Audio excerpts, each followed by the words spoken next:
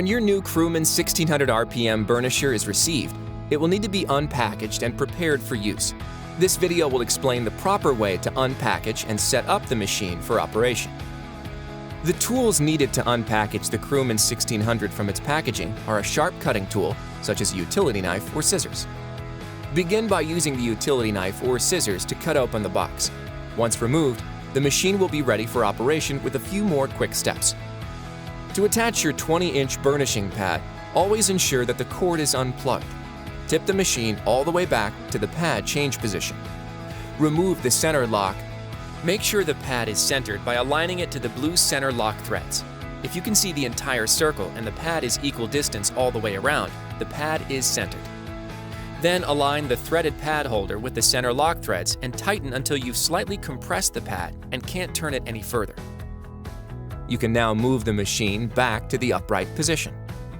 Next, prepare the cord for operation by cutting the zip ties on the cord and unraveling the cord entirely.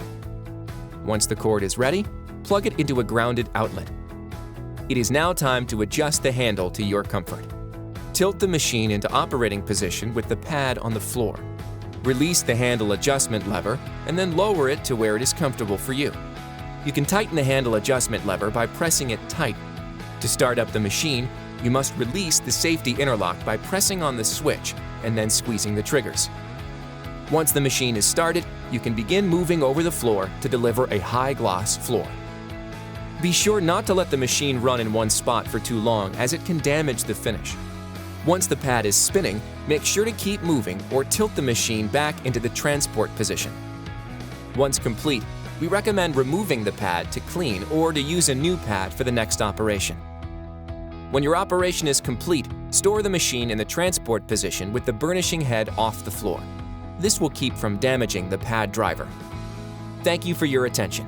For additional information, please visit www.betco.com or call 1-888-GO-BETCO.